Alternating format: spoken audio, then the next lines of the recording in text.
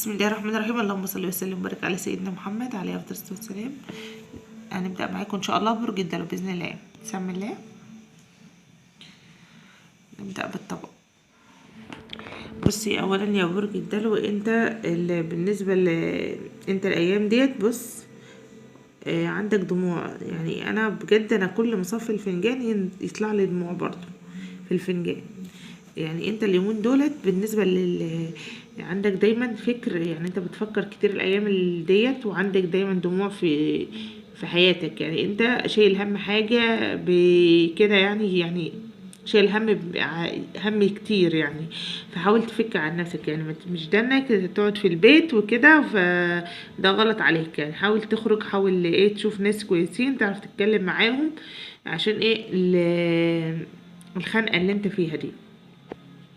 وانت دايما يا برج الدلو برضو، شوف انت عندك بالنسبة عندك واحدة امرأة زي الطاووس، مغرورة ايه، شوف ايه، هي قريبة برضو عندك. يعني هي ايه، مغرورة في نفسها كده، بتحس ليه ايه متكبرة عليك زيادة عن اللزوم. شايفة نفسها شوية، بتهين اولادك، يعني ايه ما بيعجبهاش حاجة. حاطة نقرها من نقرك على طول. آه ديت يعني ايه، هي عنتزع وانعار على الفاضي، يعني من الاخر. سيبك منها، حاول ايه تجتنبها. بالنسبة برضو عندك كمان برج الدلو، عندك بص كمان في هنا، شوف برضو عندك دايما حسد اهو. في حاجات كتير هتظهر لك كمان في الفنجان هقولك عليها. بس احنا دلوقتي عندنا اهوت برضو دايما عندك اعداد، زي ما انا قايله لك برضو برج الدلو اهوت موجود عندك على حافة الطبق اهو. وعندك برضو بص اهو كمان عندك اللي هو الايه الجن بمعنى اصح. انت عندك في زرار عندك جن، اللي هو الجن العاشق، اللي هو ايه اهو ظهر عندك اهوت. تمام.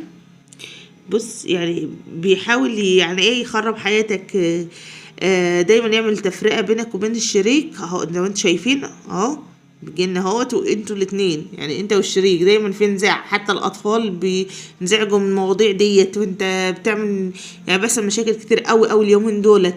فربنا يعافيك منه باذن الله. ربنا ان شاء الله بعض منكم، مش هقول كله عنده جن عاشق، لا، البعض من برج الدلو عنده زي ما انا بقول كده بقى، هو اللي عامل مشاكل في البيت وعامل لكم نقار دايما وفقر وحاجات وحشه في البيت. يعني انت حاول تبقى صبرك طويل وتشغل قرآن كتير. دايما اقول لك كده يا برج الدلو. وعندك كمان ايه اهو، حتى لو الجن العاشق اهو عامل بص شوف اللي عامله في البيت وحواليه، يعني الجيران وكده، عامل عندك طاقة سلبية. يعني ايه عامل اللي هو ايه، ان انت دايما تبقى في مشاكل بينك وبين الشريك وبين القرايب قوي. عشان ايه يعني يبقى في مشاكل وفي ضيقة، يبقى انت دايما مخنوق. واخد بالك انت ان انت دايما يعني ايه، حاول تعمل ايه الاذكار وتشغل قرآن زي ما انا قلت لكم. وعندكم كمان اهو بص، حتى شوف الفنجان كله، بشوف كل مرة انت قلت لك انت حزين الفترة ديت، فربنا يستر. بس عندكم زي ما انا قلت، وبعد منكم عنده حسد بس ما عندوش الجن العاشق، عشان مش كله يفكر لو عنده الجن عاشق. وعندك كمان زي ما احنا قلنا برضو في عدوين ليك اهو. بس العدو ده ده مش من دمك بقى، ده بعيد عنك، ده قريب. يعني ايه، صاحبك مثلا، صاحبتك، حاجة زي كده. يعني عقبهم حاطة مناخيرها عاملة زي المنقارة، هي مناخيرها في كل حاجة، حاشة مناخيرها في كل حاجة، متريحش نفسها، بتنق وتحسد وشغالة معاك عليك. ده بالنسبة للطبق. نجيب بقى الفنجان، تسمي الله برضو. انت اهم حاجه طبعا طريق الشغل بتاعك عندك يا برج الدلو. بص عندك بالنسبه للشغل ان شاء الله ربنا هيكرمك باذن الله في شغل جديد، وفي طاقه حلوه كويسه عندك اهوت. عندك طاقه في الفنجان، ربنا يرضيك يعني ان شاء الله في موضوع جديد، في طاقه حلوه جايه لك ان شاء الله على الشغل باذن الله. يعني انت في شغلك هتحقق حاجات حلوه انت كنت بتتمناها زمان. يعني مثلا حاجه كنت بتتمناها ان هي تجيلك، وان شاء الله ربنا يكرمك فيها باذن الله. بس اصبر ان شاء الله ربنا هينولها لك باذن الله يا برج الدلو. وعندك كمان يا برج الدلو بص الطريق عندك زي ما انا قلت لك طريقك سالك، بس المشكله زي ما انا قلت في ناس بعض منكم زي ما انا قلت عنده اللي هو ايه الجن عشان او السحر او الحاجه زي كده، ده اللي عامل معاكم المشاكل دي كلها. عامل بقى ايه زي ما انا قلت برضو فقر ونكد ووش وضيق الحال والكلام ده كله، وحاول يبعدك عن الشريك دايما عامل لك مشاكل وقلق.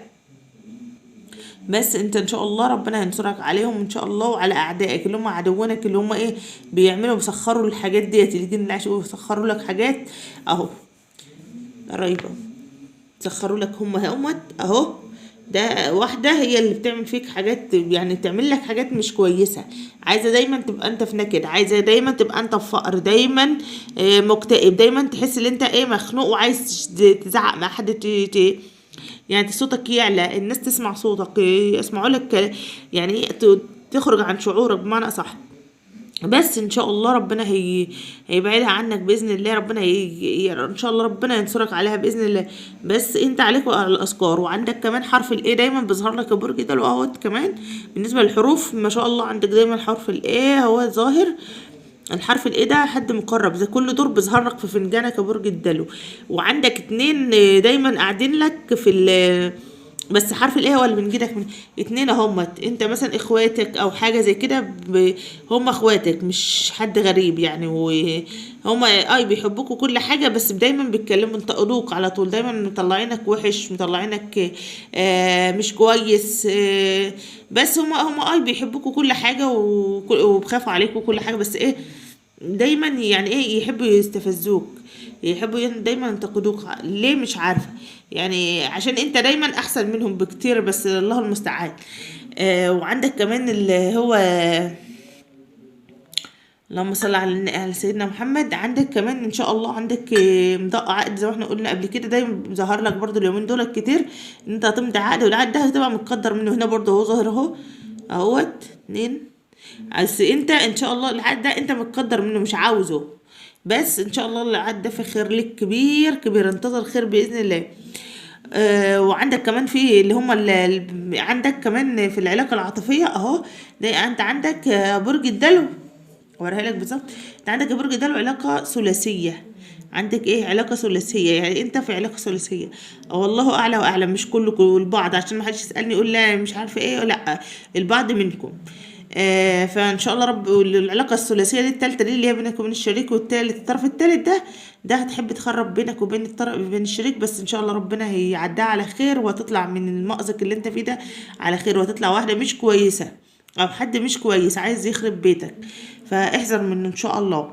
وكمان اللهم صل على النبي، عندك زي ما انا قلت قبل كده ان شاء الله عندك ايه حرف كمان اهوت، حرف ال الاتش برضو عندك اهوت شغال برضو اهو، عندك حرف الاتش، الحرف الاتش ده عندك ظاهر ده عندك تحت خالص اهو، ده الحرف ده اقترب منه، لان ده الحرف ده يعني مش عارفه اعمل لك ايه، اعمل لك حاجات كتير مش كويسه، احذر منه حرف الاتش. تمام. وعندك دايما ظهر لك حرف الاي، شوف حرف الاي ظهر لك فين في الطبق نفسه تحت اهو، شايفينه اهو، يعني وحرف ال اهو، والاتش اهو، اتش ظهر لك مرتين اهو، والال والاي، فربنا يستر ان شاء الله، ربنا يطلعك منه على خير، وان شاء الله خير. اهم حاجه ما تنسوش بالله بالله عليكم، وتصلوا على الرسول عليه الصلاه والسلام. وكده الفيديو خلص معاكم، ان شاء الله نلتقي في فيديو جديد باذن الله. السلام عليكم.